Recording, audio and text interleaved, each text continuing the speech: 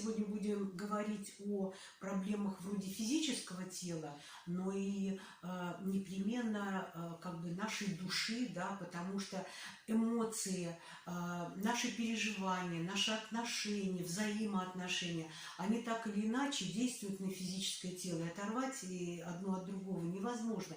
Поэтому как мы относимся к труду, к людям, вообще ко Вселенной, это и есть часть тех проблем, которые мы нарабатываем вот в жизни, получаем в нездоровье, можно сказать, да? И состояние благости, когда вот он находится как бы на одной волне с окружающим миром, наверное, да? Так будет? Ну да, наверное, да. И наверное, с самим так. Собой. И с самим собой. У нас же сегодня тема какая? Да. Внешнее поветрие и внутренние нарушения. Да. Вот если в организме недостаток ЦИ легких, то это вот проявление ну, такой вот слабости, тогда кроме заложенности носа, жидких выделений, да, может быть тогда одышка. То есть легкие начинают страдать, потому что внутри нет силы. И то, что я говорила, если сильные легкие, то можно прокашляться, да, можно прочихаться, то здесь не получается прочихаться и прокашляться, потому что будет одышка и будет бессилие большое. Ну, такая вот... Человек говорит, ну да, он и говорит, у меня нет сил там что-то сделать. И часто как бы ОРЗ одно на другое. То есть только вроде как человек вышел из состояния такой болезни, опять начинается какая-то предболезнь. То есть это уже, смотрите, наружные поветрия действуют на человека, когда у него внутренняя неуравновешенность или внутренний недостаток. Вроде как мы подключились. Вот у нас 3 камеры одновременно работают. Мы стараемся, чтобы как можно больше людей познакомить с традиционной китайской медициной, с ее возможностями. И самое главное, это безопасное лечение. Традиционной китайской медицины – это безопасное лечение, которое позволяет, не имея медицинского образования даже, помогать себе и своим близким. Поэтому мы с Наташей считаем, что китайская медицина нужна всем. И доступна всем. И доступна всем. Поэтому стараемся донести эту информацию о китайской медицине и способах целительства в китайской медицине для всех. Итак, здравствуйте. Добрый день, дорогие друзья. Онлайн-школа Юрия и Натальи Ермаковых в эфире. В эфире. Тема нашей встречи – кашель, бронхит. Почему они развиваются, что это за болезни, ну что это за болезни такие, с точки зрения ТКМ. Ну и вторая тема – это шейно-воротниковая зона, проблемы, ну и что с этим делать. Мы объединили 2 такие темы, вроде на первый взгляд разные, так вот мы просто проговорим. Все это верхний такой отдел. Верхний дзяо по-китайски. Лицевая сторона у нас иньская, спина у нас янская. Да. Поэтому мы говорим об энергиях иньских и янских. Да. И проблемах. Ну, Наташа нас, наверное, сейчас говорить будет о проблеме, да? Как это возникает, да? Ну, начинай. Запутал. Знаете, с чего начнем? Мы вернулись с поездки по Псковской земле. Мы были в святых местах.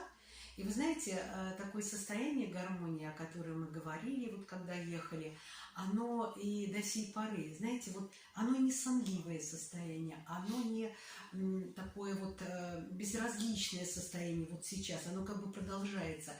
Но правда, не хочется куда-то бежать, не хочется стрессовать, не хочется даже голос повышать. И вот это состояние, правда, хочется еще удержать в себе, потому что тогда мозг работает хорошо, спокойно, тогда нет лишних треволнений, и желудок хорошо работает, ничего лишнего не просит. Но самое-то интересное еще не только это. Мы там, во-первых, немножко очистились, обогатились энергией, восполнились. Ну, не секрет, что мы состоим из материального тела, личности, или это душа, которая воплотилась в материальном теле, и Духа Святого. да, который хочет приобрести через личность и тело опыт материальной жизни. Вот мы, короче, там немножко прислушались и получили такую возможность услышать Дух Святой. Да? И самое главное, мы там еще не только это, не самое главное как раз это Дух Святой, а еще важно для нас, что мы прикоснулись к истории России, к тем древним местам, Столетним. да не только столетним, тысячелетним, это взять там Старый Изборск, да, или тот же Псков. Вот мы прикоснулись. И это наполняет еще дополнительной энергией осознания своего рода, да, или как своего рода и племени, наверное, ну так было правильно, осознание. И это тоже дает силы. Ну, потому что мы сегодня будем говорить о проблемах вроде физического тела, но и непременно как бы нашей души, да, потому что эмоции, наши переживания, наши отношения, взаимоотношения, они так или иначе действуют на физическое тело. И оторвать одно от другого невозможно. Поэтому как мы относимся к труду, к людям, вообще ко Вселенной, это и есть часть тех проблем, которые мы нарабатываем вот в жизни, получаем в нездоровье, можно сказать, да? Да, и не судите нас строго, не полный, а, наверное, краткий отчет о нашей поездке, какие-то наши мысли мы выложили в Телеграм. Но тяжело говорить о каких-то мыслях, высказывать их, если ты находишься в состоянии благости.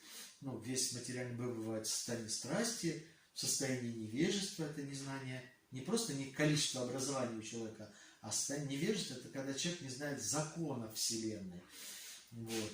Ну, и состояние благости, когда вот он находится как бы на одной волне с окружающим миром, наверное, да?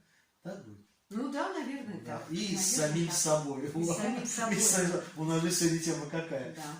Внешнее поветрие и Да. внутренние нарушения. Да. То есть мы сегодня будем с вами говорить о том, что есть у нас внешние поветрия, которые действуют на нас снаружи, и есть уже внутренние эмоциональные, энергетические нарушения внутри. Если они как бы совпадают или как бы внутреннее состояние человека ослабляется, то эти внешние поветрия в виде этой энергии, да, которой ветер, жара, влажность, сухость, холод, они будут действовать значительно сильнее на организм человека и вызывать более серьезные заболевания.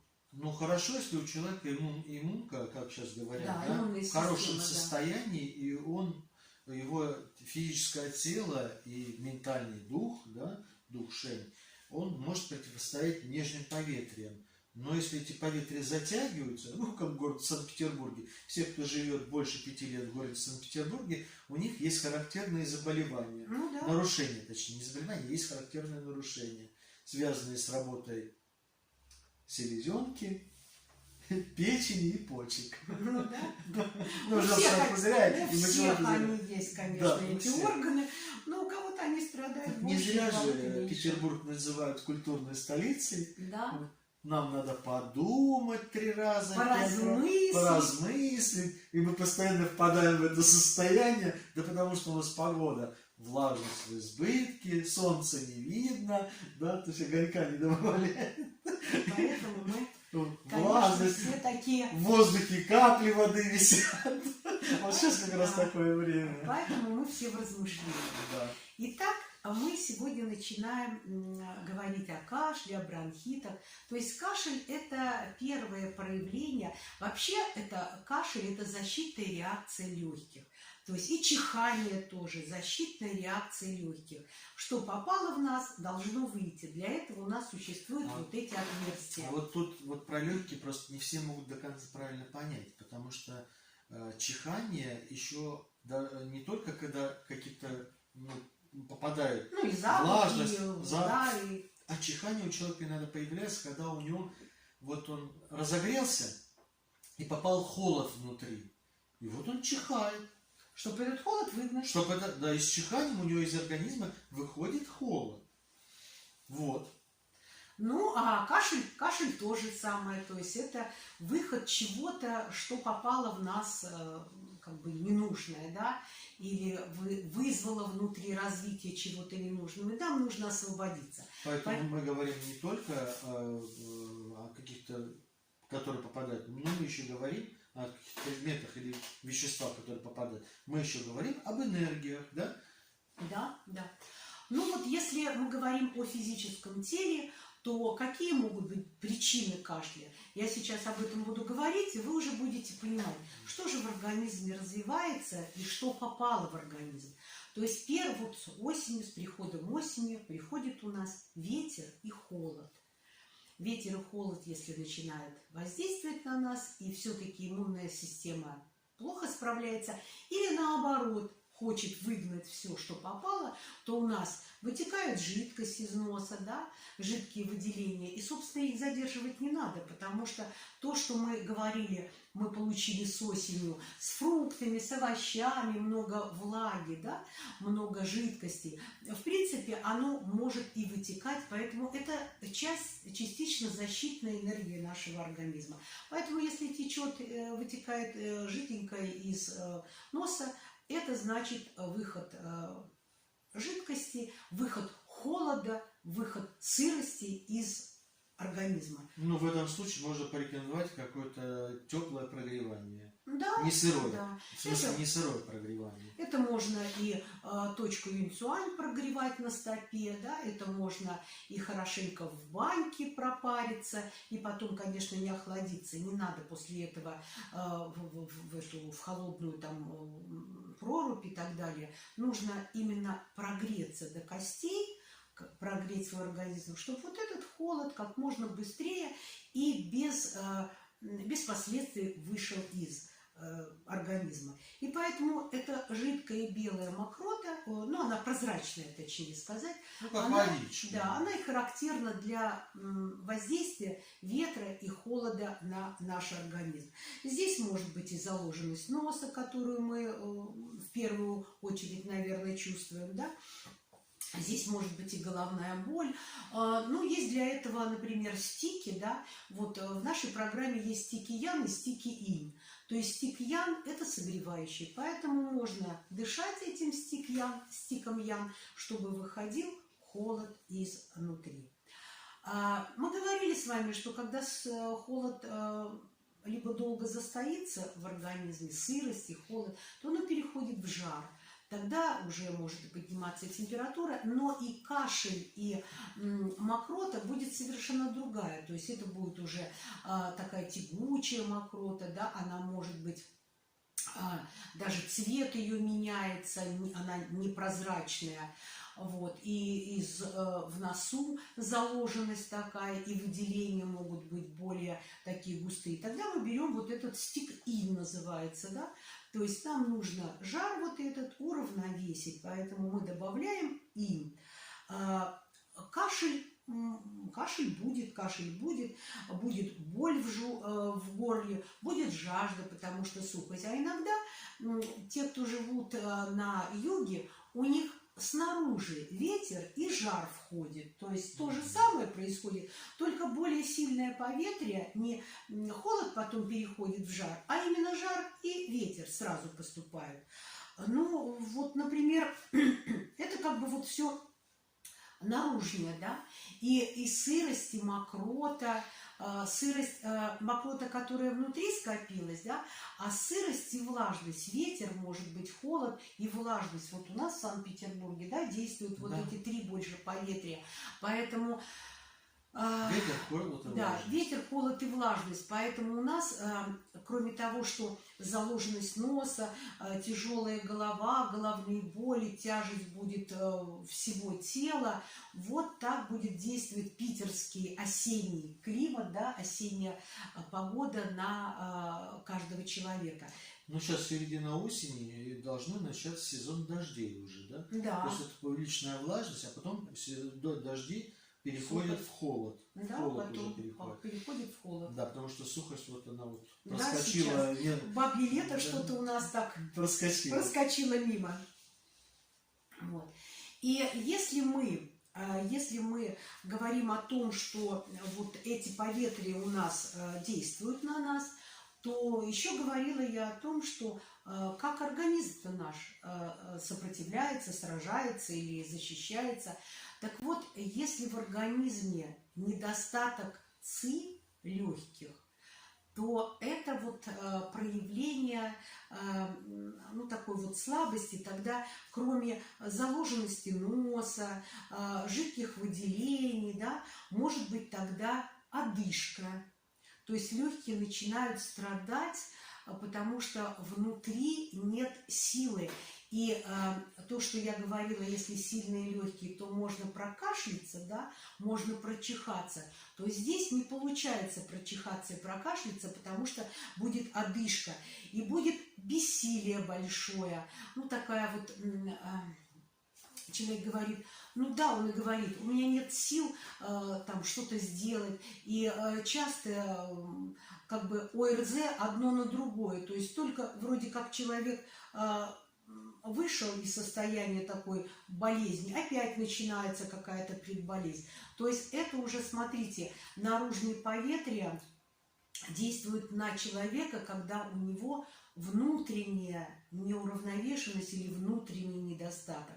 Поэтому, если недостаток энергии есть в легких, то вот эти внутренние поветрия будут создавать длительное такое волнообразное, что ли, приступы вот этого здоровья, болезни, вот это будет передача. Но еще же легкие являются хранилищем защитной энергии. Конечно, это же иммунитет. И кожные покровы относятся тоже к легким. Ну, и да. это открытие-закрытие пор. Да, безусловно. Поэтому это очень, очень важно. Безусловно. Потому что если мы перегрелись, мы начинаем потеть. И если не хватает вообще ЦИ, да, то этот можно просто переостудить организм. Ну, ЦИ, тогда уже и ян, безусловно. И человек вспотел, и все, и горлышко раз прихватило.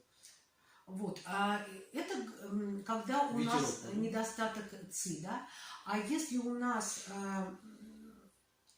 пустота, но чаще всего вот такой кашель, многие жалуются на кашель с удушьем, и мокрота плохо отходит. Вот тогда, а иногда говорит, знаете, я немножко подвигаюсь, и у меня еще хуже состояние. Вот это состояние связано уже со слабостью ЦИ легких и почек.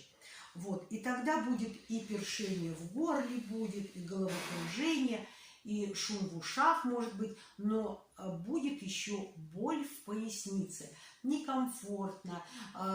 Это может быть не обязательно такая резкая боль, но, как говорит человек, не могу расходиться с утра, да? Вот. Вот это тогда чаще всего жалуются именно на такое состояние, потому что, ну, у многих не секрет, не только недостаток ЦИ легких, но и недостаток почек.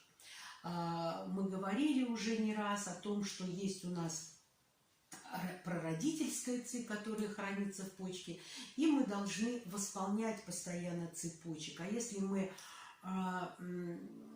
все время тратим, особенно по молодости, а силы есть, как бы вроде как и энергия какая-то есть. Прародительская это юань-ци, да? Да, юань-ци. Юань-ци это врожденная энергия. Да, врожденная энергия. И вот мы тогда, поэтому... Это наш запас. генотип, да? Это, ну да, это наш запас энергетический и наш как бы хромосомный запас, да, то, что дали нам родители. Вот чаще всего у нас и бывает как бы кашель связан с пустотой ЦИ легких и с пустотой почек, да, и поэтому... А с селезенкой? Ну, вот, если она не справляется с влажностью. Да, сейчас и расскажу и про это. То есть, когда у нас есть избыток влажности, как, ну, есть недостаток инь, есть избыток инь. Утром встал и отеки, да? Да, тогда идет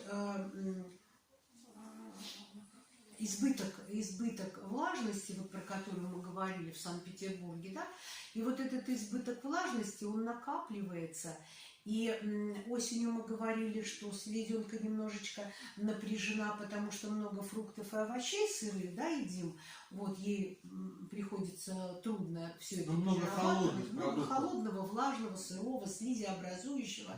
Вот. И если это все вот накопилось, не вышло водичкой там, да, из носа, и просто накопилось, то... Ну, может выйти еще и через прямую кишку. Да, через кишечник, это может быть жидким стулом или послабления какие-то, может быть, неоформленный стул. Это тоже как бы осенью немножко говорит о защите, да, о том, что выходит из организма. И говорит о том, что селезенка слабая, вот это как бы явный признак слабости селезенки, и поэтому следует на это обратить внимание сразу уже осенью. Тогда в таком случае нужно уже переходить на горячую еду, да, на более теплую, может быть, больше бульонов, больше мясного. Ну и люди так и говорят, как бы осенью всегда покушать хочется больше. Прости, что я тебя перебил, но тогда возникает вопрос. Потому что у многих влажность, да, селезенка контролирует влажность. И он так смотрит на бульон, говорит, ну, бульон же это сырость, он добавляет влажности. А как вот этот механизм тогда работает? Ну, бульон, он будет горячий, поэтому он будет добавлять ян. И какой бульон?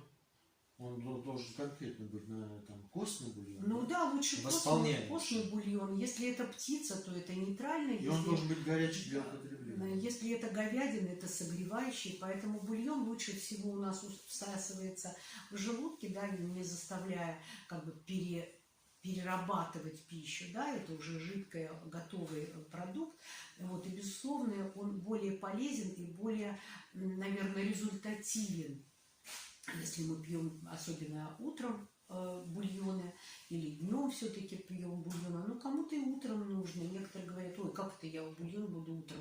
Ну, если состояние здоровья заставляет, то будет, ну, как бы, есть необходимость делать то, что... Ну, мы же пьем пилюли различные, горькие, сладкие, если в этом есть необходимость. Ну, да? То есть, вот любим мы, не любим, а если нужно... Когда наступает сезон сырости, такое активное давление на нашу селезенку, даже желудок, как наянское проявление, да, тогда мы просто, ну, когда вы не знаете, что делать, берите пилюлю ЦИ.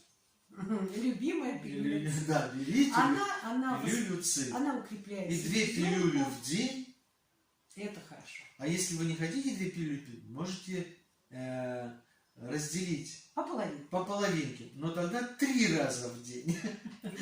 И тогда вообще просто практически первый день вы сразу заметите, как это работает. Ну, одним словом, то, что мы говорили про ветер, холод, ветер, жар или там сухой жар, может быть, да, в легких, это все наружные поветрия, это острые бронхиты, как правило. А вот когда сырость добавляется, да, тогда и долгий холод, тогда это уже хронические бронхиты. Я говорила, что болезнь как бы волнообразна, то вроде как человек поправился, то и опять какие-то неприятные ощущения. А бронхит — это накопление слизи, да? Да, получается накопление слизи. Тогда это значит, селезенка не справляется. Она накапливает слизь. Тогда будет и заложенность в груди. Это будет и то, что мы говорили, неоформленный стул. Это будет и тяжесть, и распирание в животе. То есть это вот те симптомы, на которые следует обратить внимание, чтобы вам самим дома, ну, либо с пилюльками, либо немножко изменить режим питания, либо даже режим жизни, да, режим дня изменить. Ну, в зависимости, скажем так, это все зависит от того, насколько человек ослаблен. Кому-то нужно сразу все делать, режим дня изменить, то есть вовремя ложиться, вовремя вставать, вовремя кушать. А кому-то достаточно просто добавить какие-то элементы. Просто на завтрак с утра встать чуть пораньше, выпить стакан горячей воды. Ну, то есть горячий, это значит выше температуры тела. Ну да. Да, выпить маленькими глоточками. Плюс это самое, сделать какие-нибудь гимнастические упражнения, но желательно цигун, потому что ци – энергия, гун – двигает. которые бы немножко подвинули энергию в организме. Либо даже просто помедитировать сидя. Ну, я и говорила, что Вот минут многие говорят, 20, не да? расходиться надо с Ну утра, да, у всех пора. А если расходиться надо, ну, сжечь стакан горячей воды надо выпить. И 50 приседаний у стенки. Да, и 50, ну, да, 50, ну хотя бы 15, Наташа. Я вот заметил по себе, да. Что уже 50 Даже, тяжеловато. нет, просто не тяжеловато. Даже 15 приседаний дают хороший эффект. Причем не секрет, по секрету поделюсь. Приседаю в ванне, когда душ принимаю. Вы знаете, вы, конечно, ну, я вот еще чем хочу поделиться. Может быть, это не для всех, конечно, но те, кто ходит в храм, вот я это на себе ощутила. То есть есть поклоны глубокие, да, низкие поклоны, а есть поклоны Головой. головой. Так вот, когда... Чаще всего вот это дело, только вот поясница болит. А когда вам холодно, ну, мы ездим в разные храмы, и бывает, что и пол холодный, и холодный вообще храм не отапливаем. Тогда, если вы делаете низкие глубокие поклоны, то есть постоянно заставляете двигаться поясничную область Минмэнь, раскачиваете, где находятся почки, вы просто обратите внимание, через несколько поклонов вам станет жарко. К чему я это говорю? Да к тому, что вся эта медицина единое целое. Мы говорим о китайской медицине, а вот если вы такие используете как бы методики, да, методы, то это получается то же самое согревание ян, согревание почек. Мы вчера как раз с внучкой, привет, если она нас смотрит, спасибо ей большое за помощь, разговаривали как раз про молодое поколение, и ну, у большинства склероз, нарушение позвоночника. Да, и мы как раз говорили, из-за чего это происходит, да. Первый вопрос – это малоподвижность. Да. Малоподвижность. Ну, а наклон, как-то они да, наклон, говорит, как я могу вот наклоняться, если я гаджеты. наклониться не могу, мне больно.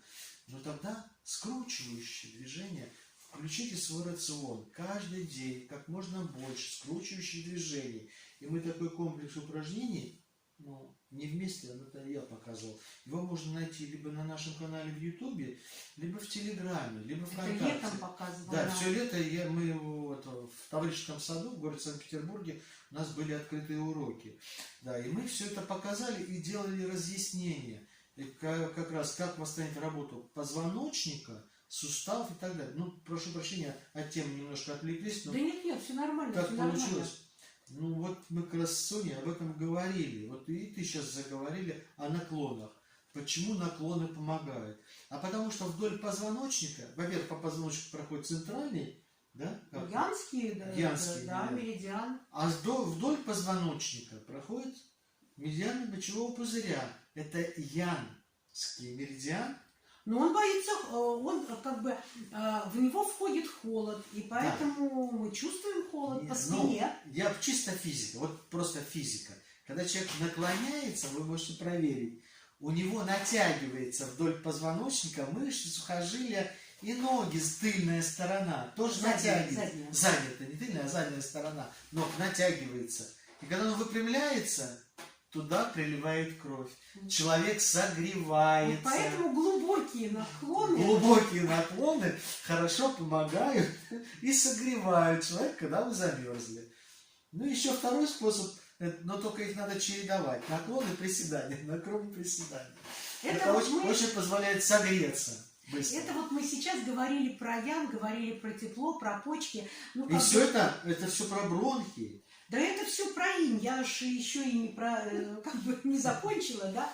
Как не пустить вот этот холод и ветер, и влажность в организм? Поэтому если накапливается сырость, накапливается избыток вот этой инь, то тело становится тяжелым, оно становится, ну, таким вот неуправляемым, можно сказать. Надо добавить янских упражнений. Вот то, о чем сейчас говорил Юра. Поэтому и отеки будут ног, и будут вот эта тяжесть, которую вы можете ощутить, или там отечность, может быть, утром встали, отекли пальцы, или ну, обычно лицо сразу заметно. Зеркало посмотрел, Это не я. Кольца, может быть, несвободные, да, становятся тугими на пальцах. То есть вот это недостаток, застой большой инь, и вот как бы осенью это больше всего проявляется. Поэтому то, что ты Стакан сказал, горячей воды, то, что ты чтобы сказал, согреть это важно. селезенку. Мгм. Она тогда включается в работу. Можно даже почувствовать, у кого-то забулькает в животике сразу, Мгм. стакан, у кого-то по-разному. Можно почувствовать, что и кишечник зашевелился, то есть по-разному. И сделать несколько янских упражнений для начала. Это наклоны, как мы сказали, наклониться, может даже некоторое время зафиксировать положение тела, там, на несколько секунд, там 5-10 секунд, выпрямиться, наклониться, выпрямить. Только делайте медленно. Если у вас бывает болит, то делайте медленно и возьмите себе какую-нибудь опору, рядом со стулом делайте. Да, со стулом, со И все. столом. И приседания. Тоже, если тяжело для начала, делайте рядом со стулом, чтобы рукой немножко помогать себе. И вы сразу же заметите, что вы подвигались, и часть отеков ушла. Не, во-первых, сначала стакан горячей воды, а потом приседания и наклоны. И вы заметите, что у вас часть отеков ушла. Поэтому вот механизм действия как раз Наташа уже сколько? Полчаса вам объясняет. С перерывами. Ну да, пока я вмешаюсь. Поэтому вот селезенка у нас будет задерживать влагу, она будет вместе с почками отеки создавать, да, и поэтому и страдать будут легкие, то есть легкие будут страдать от удушья, от тяжелого, от застоя в груди, кашель будет, селезенка будет давать нам застой и распирание в животе, то есть вот средний обогреватель, средний дзяо, желудочно-кишечный тракт, да, а почки нам будут давать тоже отеки, будут давать боль в пояснице, они будут давать нам слабость, может быть, и в коленях, и они будут давать слабость холод. конечности будет Да, точно в давать. колени, да. Так же, как и И холод конечностей. Вот если есть эти три составляющие, значит и разбирайте, что три органа страдают. Если не все, а что-то одно, значит один орган более страдающий. И по системе УСИН тогда либо конкретный орган мы восполняем, либо мы можем восполнить через орган, по системе мать-сын или дед-внук можем восполнить. То есть нам нужно понимать, что мы делаем. Либо это будет у нас как бы Это я расскажу сейчас. Да. Противодействие. То есть это вот все моменты, которые связаны и с кашлем, и с бронхитом. То есть бронхит у нас, острый бронхит, еще разочек, он как бы сопровождается вот с таким кашлем от холода, от мокроты, а потом уже и кашель более глубокий, да, и кашель более с выделением мокроты, и хроническое состояние уже долгое, если есть нарушение внутри, слабость внутренняя. То есть острые фазы переходит в хроническую. Поэтому и подход, конечно, легче лечить хроническую, предупредить, чтобы не перешло в хроническую, легче острую, да? У меня родился вопрос. Ты прости меня, все время врываюсь в твое выступление. А сухой кашель? Сухой кашель, он бывает от сухости. Это жар, это может быть сухой климат такой. Тогда просто он сухой, разрывающий горло, как бы страдающий. Бывает и в Санкт-Петербурге. Вроде Да. влажность большая. Бывает, да. А утром встаешь и такой, кашель курильщика, вроде как не куришь, да? А все равно кашель такой сухой бывает. Бывает, когда сырость переходит в сухость, такое может быть состояние, когда в жар переходит, да, может и температуры такой нет, но такое бывает, что есть это как бы сухость в горле. Здесь не всегда, Юра, связано с природой и с погодой. Здесь еще у нас эмоции. Очень часто многие жалуются, что перехватывает в горле, сухость в горле. Вроде не простыл, а есть сухость в горле. Вроде и не простыл, а осиплость голоса. Осиплость голоса – это же недостаток легких, да? Недостаток ЦИ легких. Но бывает это и от другого. Поэтому вот я как бы рассказала больше проблемы физического тела, да? Ты Про внешнее немножко- поветрие ты Да, больше рассказала. Ну И как они и взаимодействуют, да, с внутренними органами. ну, наверное, расскажешь еще о психологии немножко, да, потому что ты изначально говорил, что у нас не только физика, у нас дух, душа и тело, и от этого мы никуда, да, действительно, у нас все действует, и все это совокупно действует. Да, просто Наташа рассказала о внешних поветриях и взаимодействии внешних поветрий с телом. А я бы хотел подробнее остановиться на внутренних нарушениях. Да? Что происходит, когда человек, ну, у него в избытке ветер, там, или в избытке огонь, или в избытке влажность. Но опять же, мы не будем отходить от темы, будем говорить о нашем кашле, бронхите, почему, как это развивается и что с этим делать. Мы не будем отходить. И, ну и шейно-воротниковая зона, это как раз место, да? Да, вот ты расскажешь, а потом мы с тобой и расскажем об этом. Да, про шейно-воротниковую зону. Так вот, внутренние нарушения. Я вот сразу же тогда немножко повернусь. Повернусь, наверное, к циклу УСИН. Что здесь самое интересное? Вот Незаменимый. Да, незаменимый. Легкие и толстый кишечник, белый кружочек. Легкие – это инский орган, толстый кишечник – янский орган. Но они отвечают за одну энергию сухости, проявление стихии металла. Так вот, в организме легкий и толстый кишечник не живут отдельно от остальных органов. Вы посмотрите, какое количество стрелок. А еще есть противофаза, да? То есть в обратную сторону может быть. Это увеличит. Да. Как же они тогда взаимодействуют? Почки это такая наша мощь, сила. Это такой внутренний огонь, который дает возможность работать остальным органам. Ну, это важно же, да? То есть, если у нас не хватает силы, у нас холодные руки, холодные кисти, холодные ступни. Это говорит, или идешь, бледное лицо, даже с мороза заходит в теплое помещение, а у него ни капельки, щеки некрасивые, ни кровиночки. Да, то есть не хватает сил человек, не хватает энергетики просто. Не хватает энергетики, соответственно, что будет страдать? Ну, в первую очередь будет страдать селезенка. И страдать будут легкие. Почему легкие будут страдать? Когда не хватает энергии селезенки, она не додает легким, а селезенка питает легкие. Она контролирует, селезенка может заливать просто своей влажностью, да? Увлажнять чересчур. Чересчур. Мы сейчас Наташа говорила про внешний. Она говорит, селезенка контролирует движение жидкости в организме. Если много идет, мокрота отхаркивается, то это холод, почки не справляются, не согревают, и селезенка. Да, если холод почки не выносит, жидкость наружу, и там скапливается внутри. Да, вот, поэтому взаимодействие внутренних органов всегда существует. Я просто, когда Наташа говорит, я приготовилась к выступлению, а ты не приготовился. И вот мы думали, как нам донести эту информацию, чтобы она была понятна, простому человеку, который не знаком с китайской медициной. А все очень просто. Смотрите, вот она стрелка контролирует жар сердца, контролирует сухость легких. То есть, когда легкие выходят из-под контроля, то там будет что?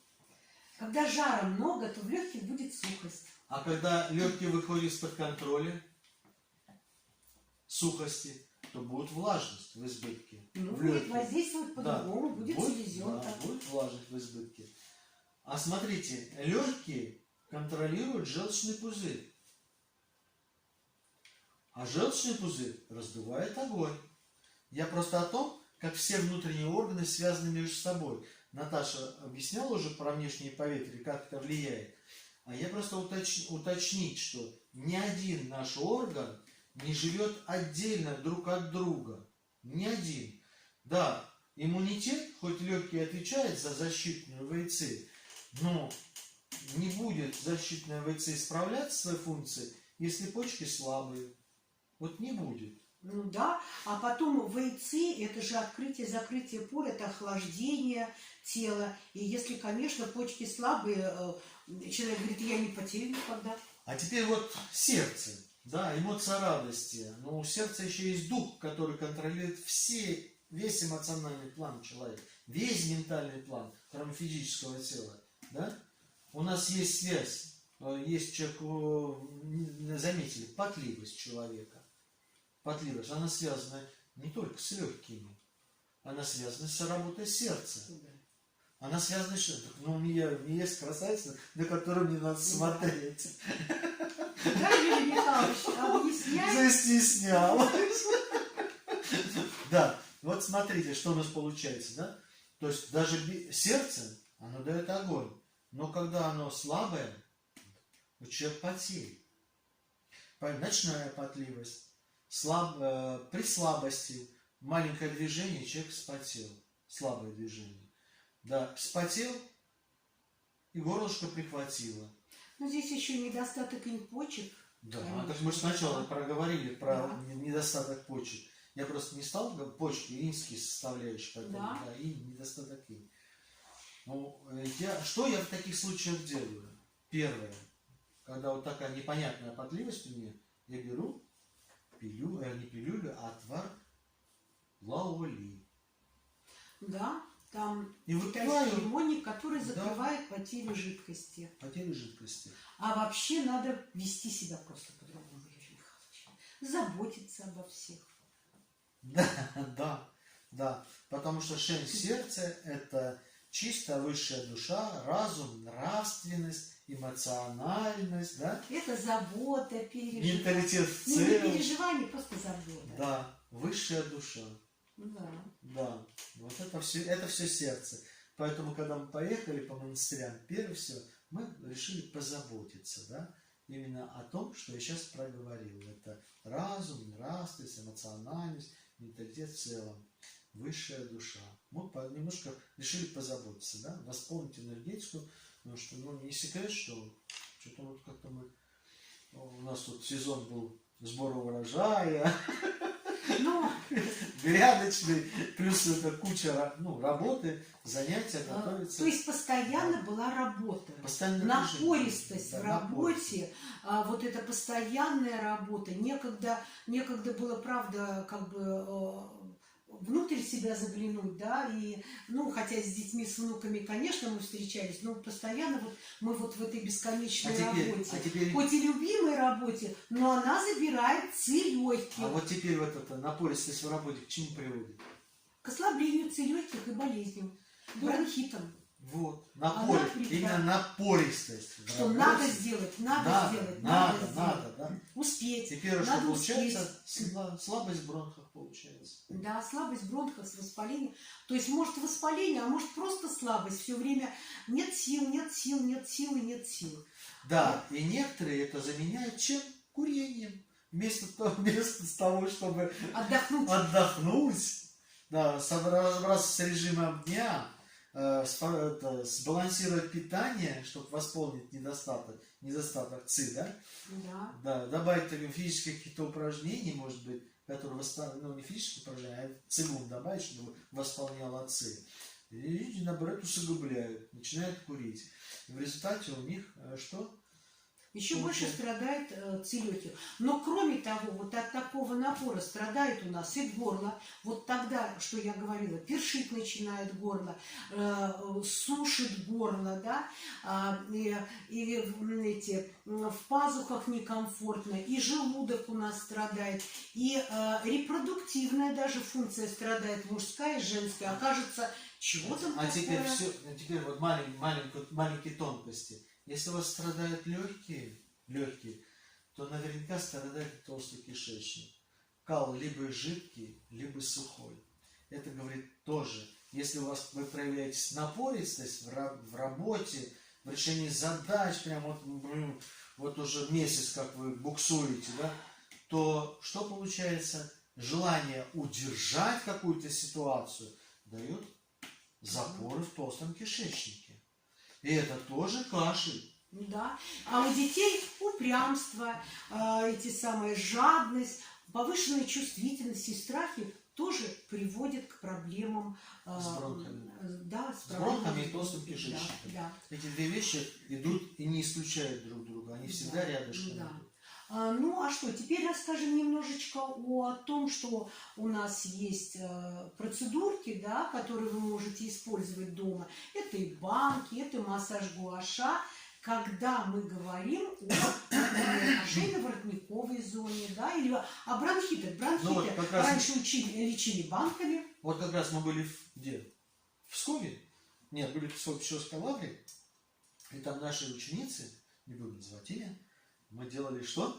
Гуаша. А где мы делали? По весам каким? Конечно, чтобы... Шейно-воротниковая зона.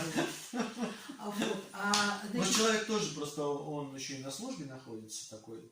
И много сил тратит, много. да, поэтому нужно и восполняться. И у нее желание такое искреннее всем помочь, всех просто себе на плечи воздрузить и тащить.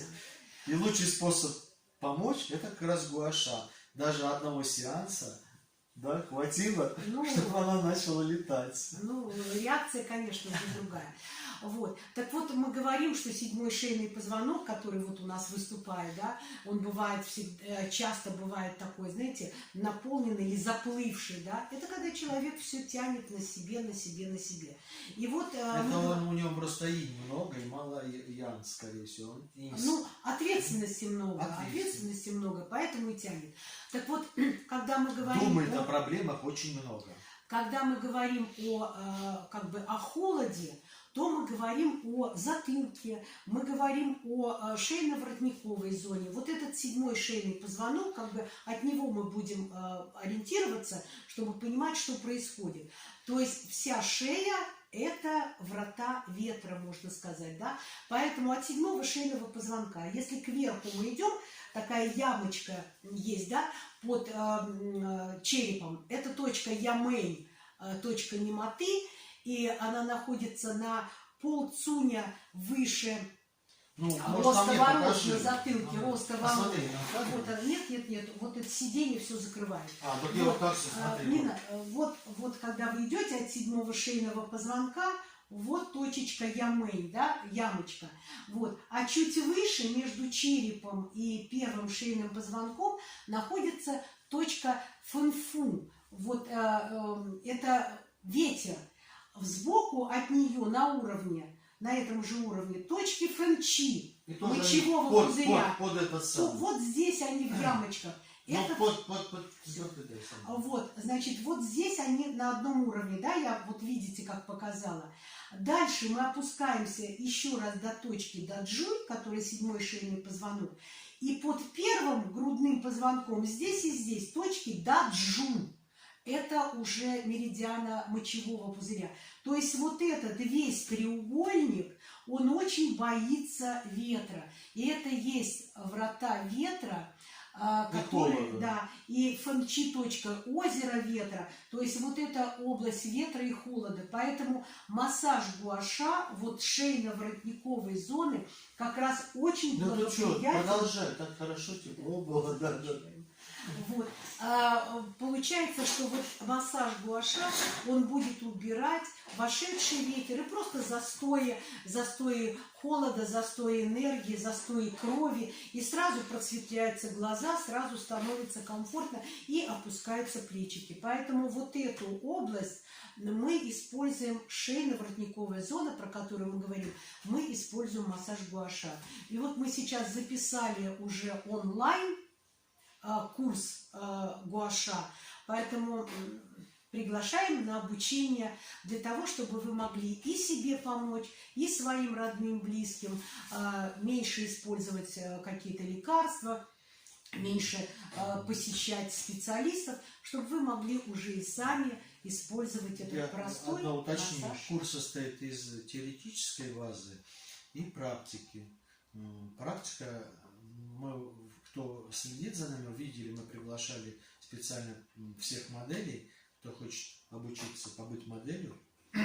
И вот на этих моделях мы как раз показали ход меридианов и как работать с этими меридианами. ну и как их читать, Да. что происходит в организме человека. Да, то есть практическая часть видео записана. Да. Ну и есть еще одно преимущество.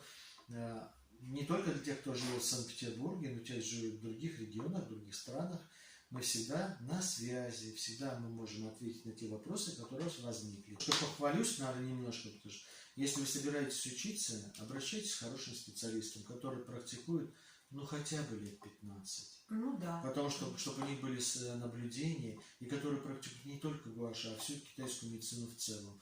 Потому что скрестись-то можно научиться, но какие будут последствия и как прочитать то, что вы увидели, это нужно знать китайскую медицину. Поэтому приглашаем. А мы уже практикуем честно, с 98 года. Преподаем китайскую медицину с 2003 года. Да. Да. И всегда поможем. Да, и всегда поможем. Ну и просто продолжаем учиться. Да, бесконечно продолжаем учиться. Потому что эта тема очень интересная, и она нас захватила целиком и полностью.